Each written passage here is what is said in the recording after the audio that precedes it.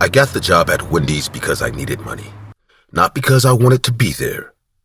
The smell of burnt grease stuck to my clothes no matter what I did. The floor was always wet. The lights buzzed like they were about to die, and every corner of that place felt dirty, even when it looked clean.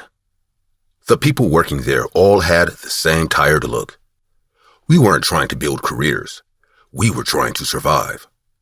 A single mom, a guy who just got out of prison, a quiet college kid, and me. No one liked each other, but no one hated each other either. We were just trapped in the same hole. The manager's name was Daniel. At first, he looked like some corporate puppet. Clean uniform, fake smile, nice hair. But once the customers left, the real Daniel showed up. He yelled at people until their hands shook. He walked around us like he owned us. We all learned to keep our heads down, moving fast, talking little. If you didn't, he noticed you. And when he noticed you, it got bad. One night, he made us line up in the kitchen. He said the company wanted us to smile like the Wendy's logo. He said it was part of the brand. Then he made us do it, stand there smiling like a bunch of idiots. When someone's face started to shake or they stopped smiling, he smacked the spatula on the counter. The noise made everyone jump.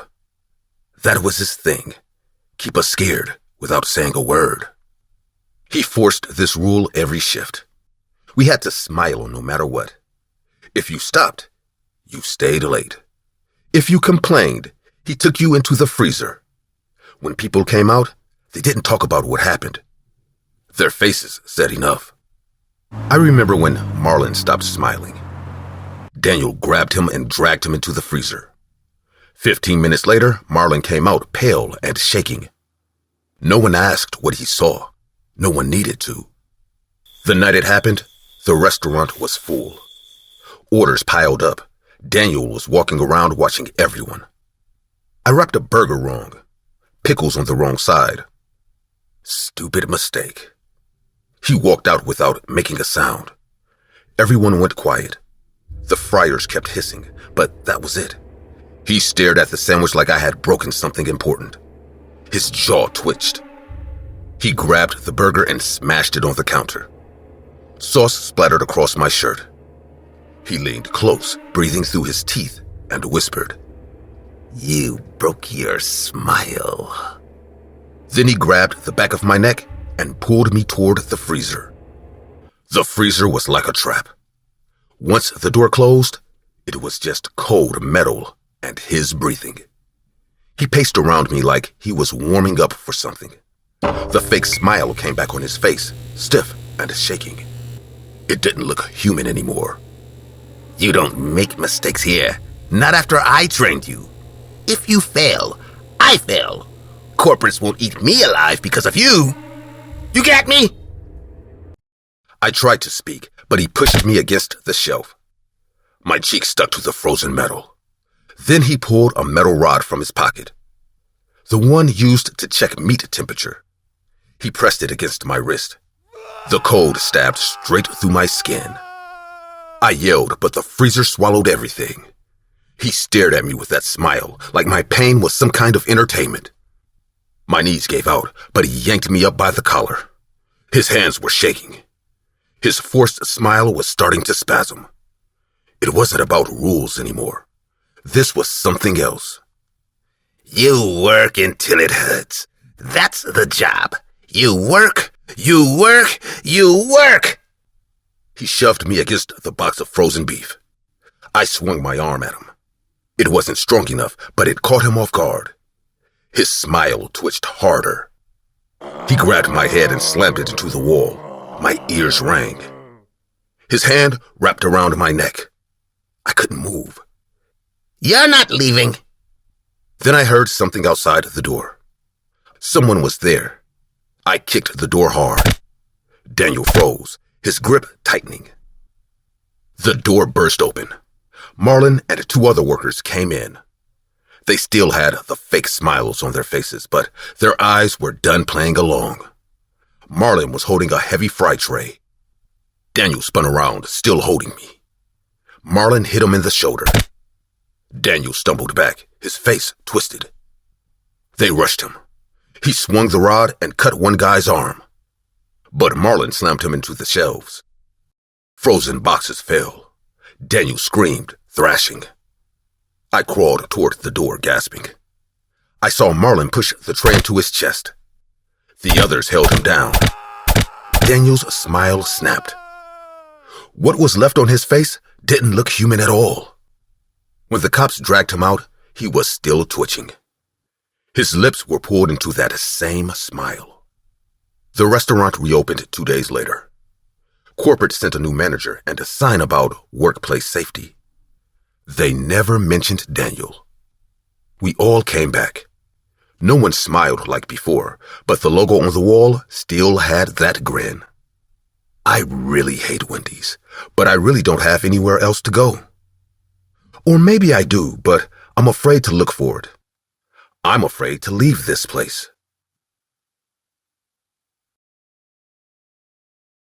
It was late evening when I ushered my 2 daughters, Emma and Christy, along with their 2 friends, Mekia and Juliana, into Wendy's on 6th Avenue. I was in charge of driving the girls back from soccer practice. That evening, they had won a match against a rival team, and all 4 of them were pretty pumped. I decided to treat them to a milkshake, burger, and fries. The girls were chatting about their winning goal and how their other teammates played in perfect coordination. I smiled and listened to them as we sat around the table by the window. I ordered as the girls talked and sat there listening to them. It was one of the best games they had ever played, and I was very proud of them. I looked outside waiting for our orders to arrive as people and cars passed us by in perfect harmony. That's when the food arrived and the girls started eating like starved animals. "Slow down, girls, we're in no hurry." But they didn't listen, chugged down their milkshakes and took big bites of their burgers. I guess running in a field chasing a ball for 2 hours makes you hungry. I drank my shake in peace when a shabby-looking man got down from a white car parked close to the restaurant and walked in. Instantly, I was on alert, but he seemed oblivious to everyone. He ordered some food and sat at the farthest table. He seemed sketchy to me. Call it my mom sense taking over. As the girls were about to finish their food, the man abruptly got up and ran out of the store. Every table was looking at him, and even the servers were kind of weirded out by his behavior. There was still food on his tray, and he had just up and left. But little did we know the reason for that. I turned to the girls who were once again busy eating, and then there was a loud bang.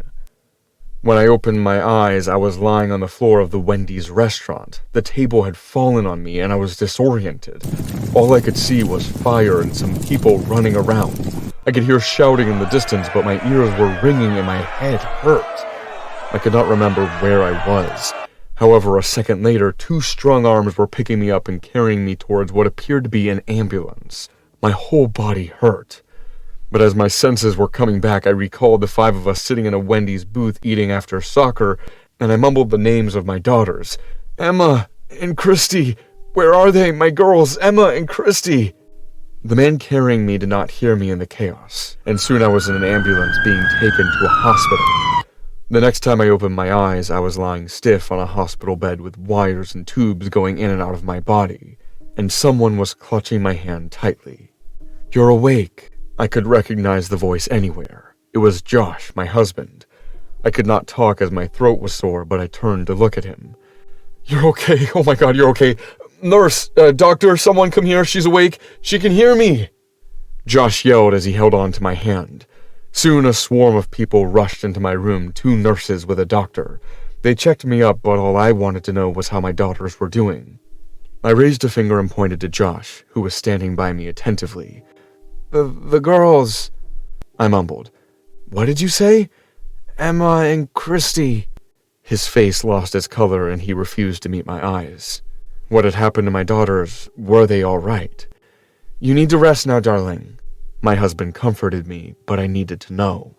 "Tell me," I whispered when he sat by my side and spoke. "They're fine, love. They're doing okay."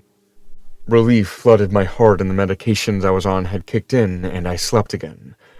I woke to a soft giggle in Josh's voice. As I opened my eyes, Christy was looking down at me. She had a white band-aid wrapped all over her wrist and right arm.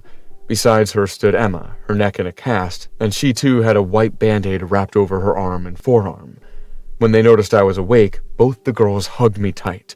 I wasn't feeling the best, but my throat wasn't sore anymore. "Emma, Christy," I whispered as I tried to hug them back. "Mom, we were worried about you." Christy spoke as Emma nodded with tears in her eyes. "What happened?" I asked as Josh came forward. "Girls, give your mom and me a minute." The girls smiled at me and walked out of the room.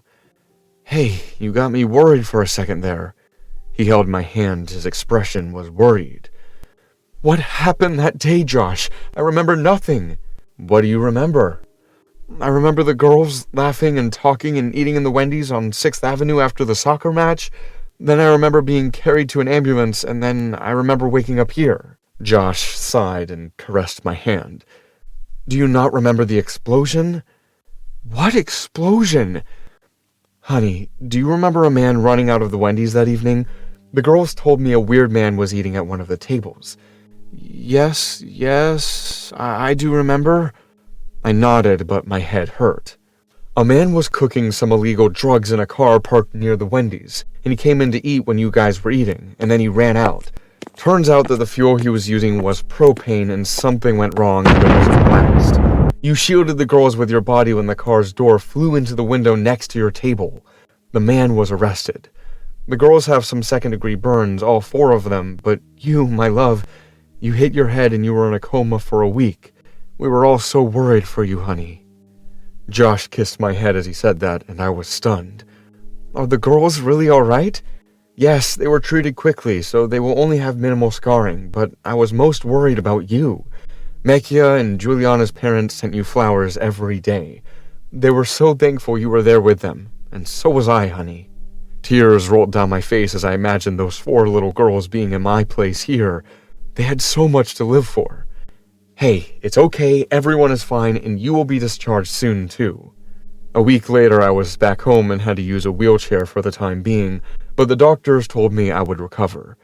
But I don't think I will ever be able to sit and eat in a fast food restaurant again, let alone a Wendy's. It was around 11:45 p.m. I was doing the final cleanup at the Wendy's on MacArthur Boulevard. I was the night manager, which just meant I had to close the place down, count the drawers, lock everything, and make sure the stoves were cold. The other employees had already left. A couple of them stayed outside, chatting at the parking lot, probably killing time before heading home. It had been 3 weeks since the chili finger incident. Corporate had swept it under the rug fast, but I was the one who spotted the lie. I knew the chili came pre-cooked in sealed bags. There was no way a finger could end up in it without someone putting it there. I filed the initial report, told the district manager, and days later, Anna Ayala was arrested. I figured that was the end of it. Turned out, it wasn't. First thing that was weird, the back door wouldn't latch right. I always double-checked it before locking the main entrance. And it looked closed, but it was just barely off the frame. I pushed it hard until I heard it click. Then I checked the cameras like I always did. Everything looked fine. At 12:03 a.m., I went to the break room to grab my keys and head out. That's when I noticed my car from the window. The back windows looked off. I walked out to check. Both tires slashed, deep, clean cuts, no tread left. I scanned the lot. The guys who were outside earlier were gone. My phone was inside on the charger. I didn't hear anything. No footsteps, no voices, no cars, just the kind of silence that makes your ears ring. Something about it didn't sit right. This wasn't random vandalism. Someone wanted me stuck. I went back inside to call for a ride, but the second I stepped through the back door, it slammed behind me, hard. The wind couldn't have done that. I didn't hear anyone running. No locker click. Just silence again. I reached for my phone. The charger was empty. I knew I had left it charging right there on the table. It hadn't fallen. It was just gone. I kept my flashlight on my keychain, switched it on, and walked back toward the storage hall behind the kitchen. That's when I noticed it. The walk-in freezer door was wide open. We always kept it shut. I walked over slowly, every step echoing too loud on the tile. The cold air poured over my shoes. Before I got too close, I heard something. Wet breathing, ragged, coming from inside, like someone had run a marathon and couldn't catch their breath. I didn't move. I aimed the flashlight in the freezer. Nothing. Shelves, boxes, cold air. No person, just that breathing. Then the sound came again, but behind me this time. I spun around. Still nothing. But something had changed. The break room door was open. I swear I shut it. I stood still for a second too long. Then I heard something fall behind me. Inside the freezer. A metal tray maybe. Loud, sharp, like it had been shoved off a shelf. A metallic click from somewhere above me. I pointed the flashlight upward. The ceiling vent near the stock shelf was swinging slightly. There was a black smudge on the edge. A shoe print. I bolted for the office, locked the door behind me, tried the landline. Dead. I heard something near the front counter. Then again. A dragging sound. Plastic bags? Shoes sliding? I backed away from the desk, trying not to make a noise. There was a smell, too. Something sour like old meat. I crouched under the desk and stayed there for maybe 10 minutes. The sound stopped. I slowly got up, opened the door, and stepped out. Kitchen was clear. Dining area, too. I kept the flashlight low, hands shaking. I walked to the front. Something felt wrong, like the room was waiting. I saw it on the counter, right where we placed the orders. A finger. Clean, pale, no blood. Perfectly preserved. It hadn't been there before. It looked just like the one from the chili incident. And then I remembered what the cops told us later off the record. Her friend had lost 2 fingers, not one. There was still another one unaccounted for. I stood there frozen.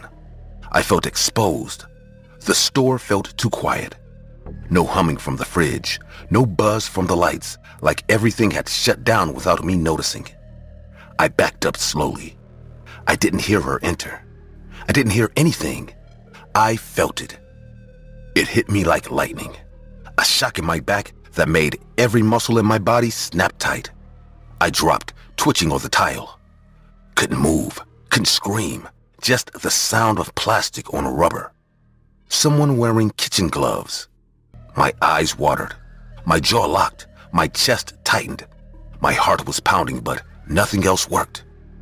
She walked into view, calm, still in her black hoodie. Thin, older, hair tied back. It was Anna. She looked down at me like she was just deciding how to rearrange furniture. Her face wasn't angry. It was blank, like she had done this before. She didn't speak, just kicked me in the ribs, in the arm. My leg flinched, but I couldn't move it right. She wasn't in a hurry. Another kick. Then she crouched down next to me and pulled something out of her jacket. A small jar. Inside was a finger. Yellow, gray, split at the knuckle, covered in some kind of gel. She uncovered the lid slowly. It was the second finger. This one wasn't preserved. It was old, starting to rot. She grabbed my jaw. I tried to jerk away, but nothing worked. She pushed the finger into my mouth. Then deeper. I gagged, couldn't breathe. My throat seized up. She leaned close. I could smell the latex gloves. I couldn't breathe. She pushed it until I felt it hit my throat. My body gagged, but nothing came out. My vision blurred. I heard a door open somewhere behind her. Voices, loud, real. Someone dropped something. She froze, looked over her shoulder. I couldn't move my eyes, but I heard the footsteps. 2, maybe 3 people coming in fast. One of them shouted. The other ran toward us. I felt her grip loosen. Anna let go and bolted, gone before I could blink. One of the employees, Marcus, grabbed my shoulders and yanked me up. I puked hard. The finger shot out and bounced across the tile. Someone screamed when they saw it. Another started dialing 911. I collapsed against the wall. My throat burned. My arms were still shaking. I couldn't stand up. I remember Marcus kneeling next to me, talking, but I couldn't understand a word. Police showed up quick. We gave statements. The cameras had been disconnected. No prints on the taser. No trace of her. They never found her car. They never found her house. It was like she dissolved into the night. The second finger went to forensics.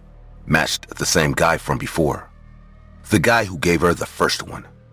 He had lost 2 in the accident and she kept them both. One to frame Wendy's, one to punish me.